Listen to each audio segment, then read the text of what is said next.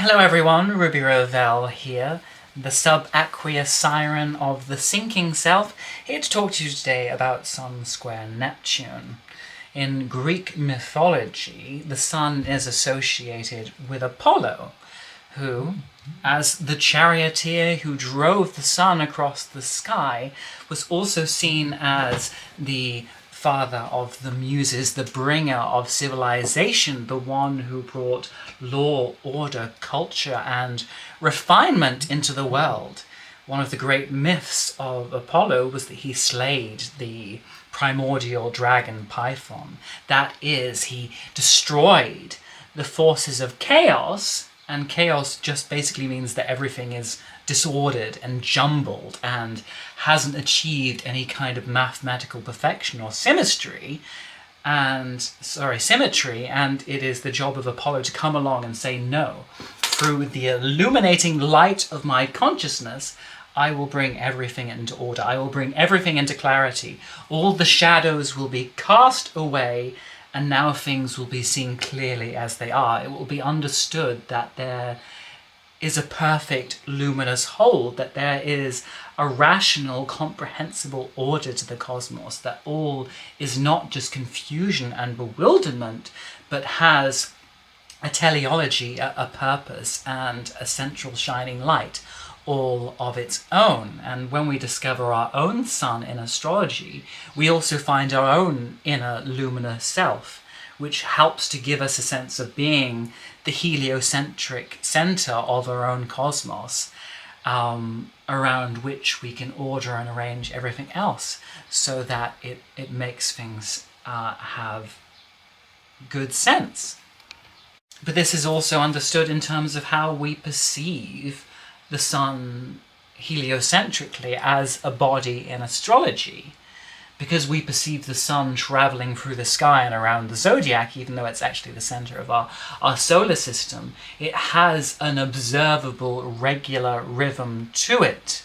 It doesn't suddenly go retrograde like Mercury, Venus, Mars, or any of the other planets. It doesn't zigzag across the sky. It doesn't really change its rhythm that much from one year to another. You know, it reliably has its winter solstice, gains in ascendancy and strength until it reaches the summer solstice, and then decays again in preparation for the new year, losing its light and luster. It has an annual rhythm. It has a lifespan that gives a seasonal order and cyclicity to how we experience things on this planet.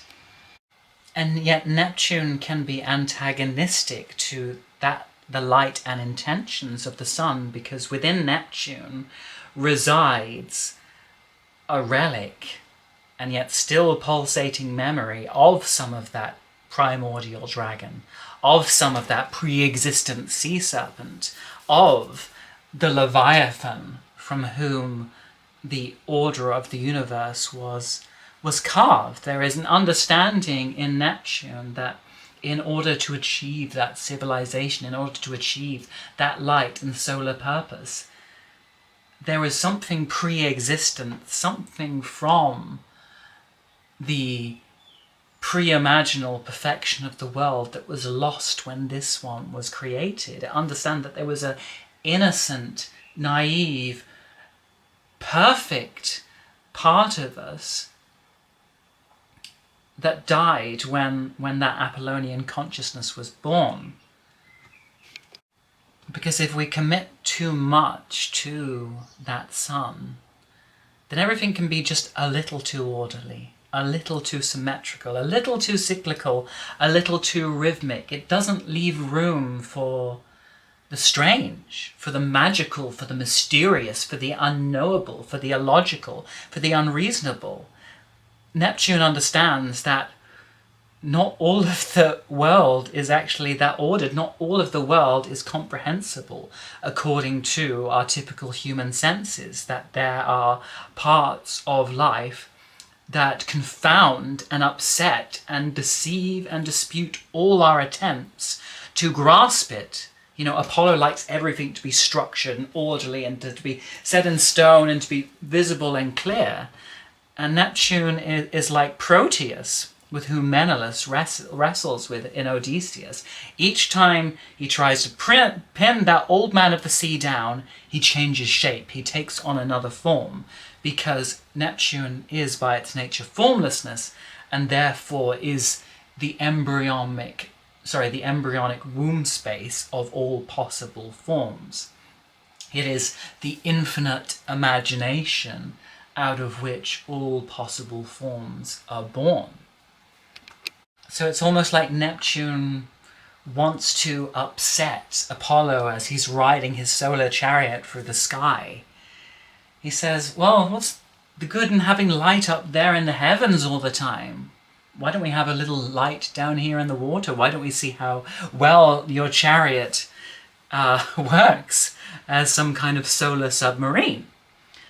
Neptune demands that we defy the rigidity of order and cyclical rhythms, and instead learn to live more fluidly, more mutably, to leave room for the unknowable and strange to apprehend us, to sacrifice our obsession with our rigid ordering of the self, and to instead become this more fluid, this more aqueous figure that is able to change and transform and transmute itself to adapt to the changing circumstances of everything that occurs. So there can be a sense sometimes that Neptune deliberately takes us off track. If we again take this back to the Odyssey, it's almost like if Odysseus has this single-minded, simple, pretty straightforward desire to get back home to Telemachus and Penelope, to his son and to his wife, to restore order to his kingdom in Ithaca that he has lost, then Neptune, or Poseidon as he's called in the Odyssey, is the one continually preventing him from doing this. Because he's saying, if I allow you that straightforward solar purpose of just travelling in a straight line from Troy back to Ithaca, then there's so much else of the world that you don't get to experience. The Odyssey is a great fucking poem and work of art because the hero continuously goes off track, because the hero is constantly prevented and upset and derailed from achieving his goals. If he just travelled in a straight line from Troy to Ithaca, it would be a rather dull poem. The real meat and most exciting parts of that great epic are all the strange supernatural lands that Poseidon forces him to visit against his own will and against his own intentions. And very often that's what Neptune does to us. He forces us to sacrifice our own personal will, our own intentions and our own goals, and instead to explore byways and highways that we might ordinarily neglect or reject, but which may offer us some crucial insights into our own character, to reveal hidden sea monsters and mermaids and mermen within us. So because of Poseidon and his vengeance and the wrath he holds against Odysseus, Odysseus gets to visit the land of the Lotus Eaters. He gets to consort with menacing Cyclops. He gets to go to the island of the sun and to see Apollo's cattle. He gets to hear the mesmerizing melodies of sirens. He gets to sleep with the witch goddess Circe and Calypso. He gets to see Nausicaa and the kingdom of the Phaeacians. There's this whole unmapped world, Scylla and Charybdis as well, and the clattering rocks. There's this whole unmapped world of the supernatural and the mythological that he gets to experience precisely because Neptune threw him off course. And you could almost ask yourself, is Neptune really his enemy here, or has Neptune given him a golden ticket to experiencing things that few mortals get the pleasure to actually see? So usually we will make the most of Sun Square Neptune transits if we allow ourselves the fluidity and freedom to depart from our usual conventions and rhythms, to allow ourselves to go off course, to instead of being guided by order and law and reason and compulsion, we instead allow ourselves to be guided by our intuition, to be guided by our dreams, to be guided by strange yearnings and feelings and poetic longings and the poetry of life itself. There is a sense that Neptune wants us to be an oceanic wanderer who sacrifices the safety and security of a known course, instead to explore one that is unknown, to shed light on realms unseen. And if we cling too much to that solar light, we might reject the possible magic or mystery or wonder of what strange places Neptune might want to take us. And sometimes not all of these realms are pleasant. Sometimes we have to surrender our own will and our own pleasures in order to take care of someone else, in order to look after someone else who is needy, sick, or dependent. And then likewise also I find that if we do reject the invitation of Neptune to live more fluidly and freely, then often he will force us to travel down those byways by making us sick, by making our bodies rebel against this constant punishing rhythm and routine that we put it through, and instead to say, okay, you're sick. You can't go to work, you can't go out and do your orderly things. You do have to live outside of time and space, because Neptune does exist outside of time and space. He says, stop being governed by the prison of those demanding solar rhythms. Stop living your life according to that sundial. Allow yourself to improvise, allow yourself just to surrender to the tides of the sea, to let yourself be carried down the river of life and see where it will take you. And if we are willing to do that, if we don't have to be punished too severely or feel Poseidon's wrath, then some truly exciting and fantastic things can occur, and we can feel our imaginations being regenerated and replenished. We can feel ourselves seeing something beyond the light of the everyday into the light of the other world, and have a bit of its magic and mystery enter into this one. Sometimes we can meet Neptune in other people, in whom we can see more of the divine, in whom we can see more of the Godhead, in whom we can see colours sparkling that are unlike the dull radiant pigments of the paint sets that we're accustomed to.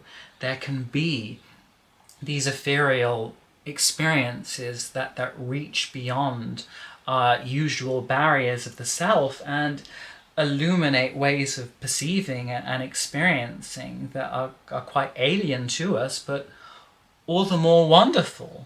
You know, if we think about how so many fairy tales and heroic epics can begin with someone in pretty ordinary circumstances coming across something magical, coming across something taboo, coming across something strange that perhaps they shouldn't have seen, but which instead illuminates a new way that they could travel that is not permitted to other men.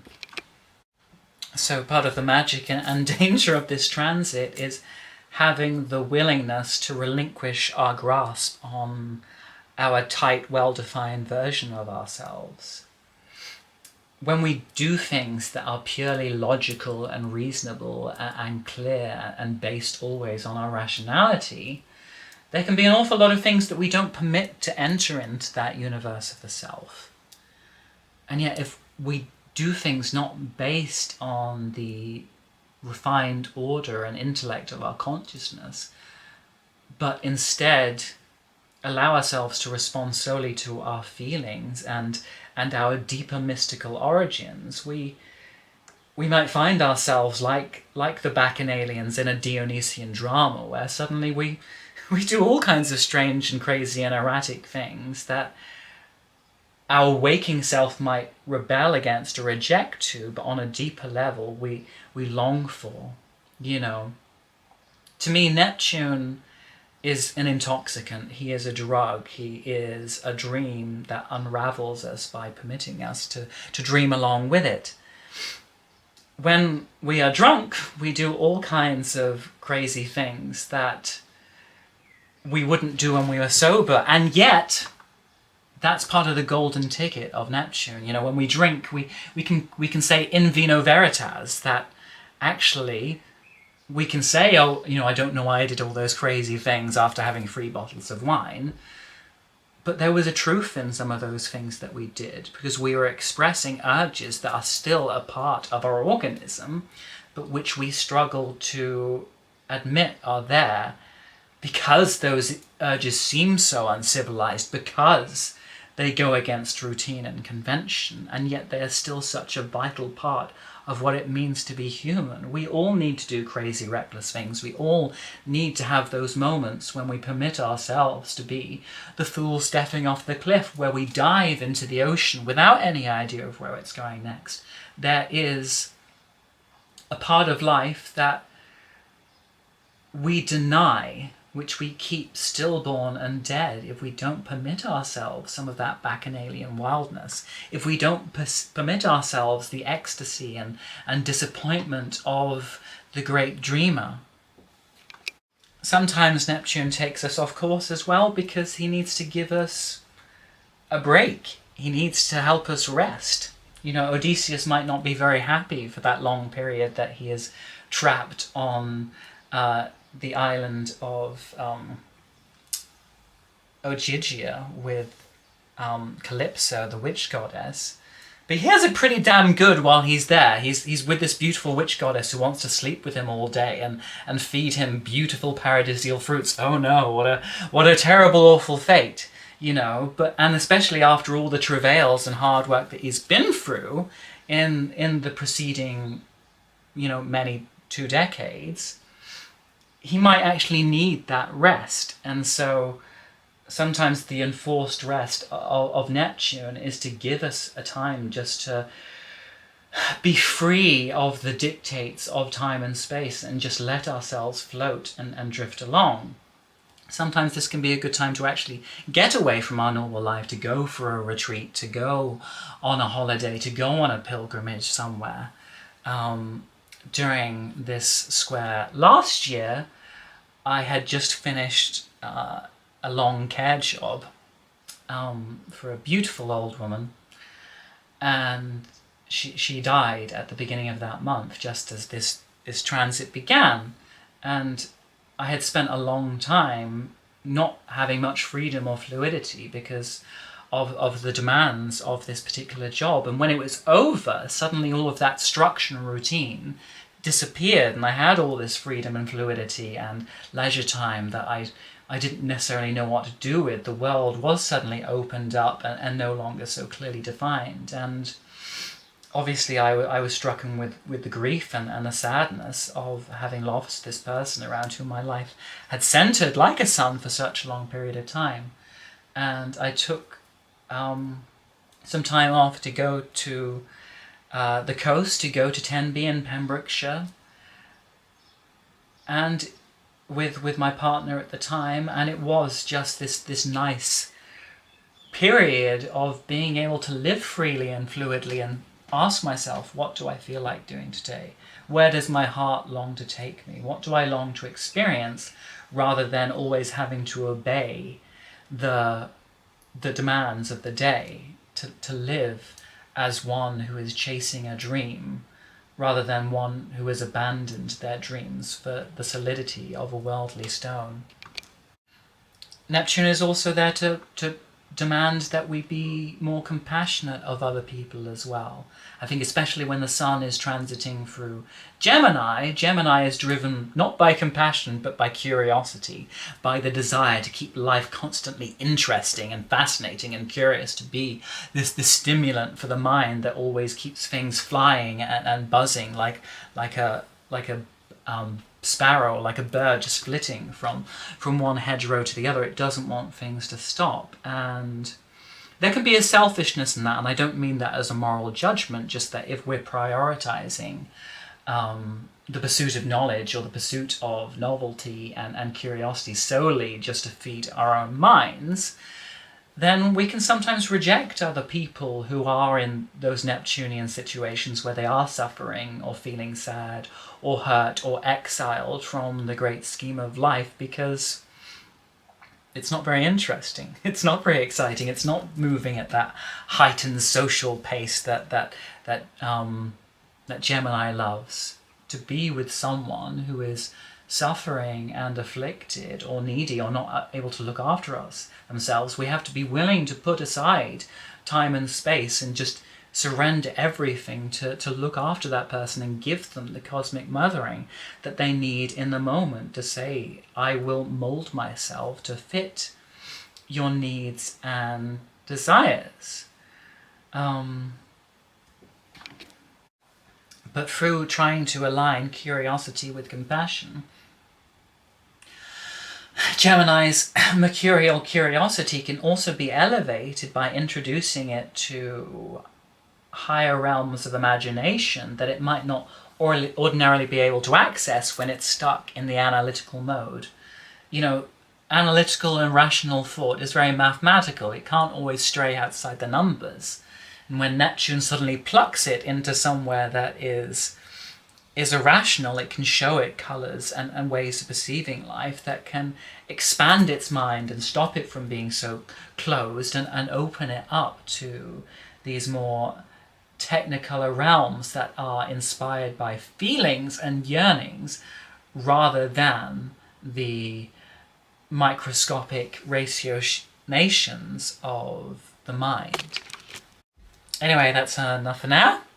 Hope you enjoyed this Odyssean journey through the solaric Neptunian realms.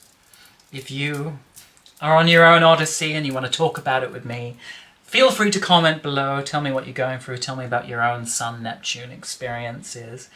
If you need some counsel, you can email me at thestarsunraveled@outlook.com. You can follow me on Instagram at astrology and underwear, or you can support me on Patreon at www.patreon.com/thestarsunraveled if you want me to help me return to my own personal Ithaca.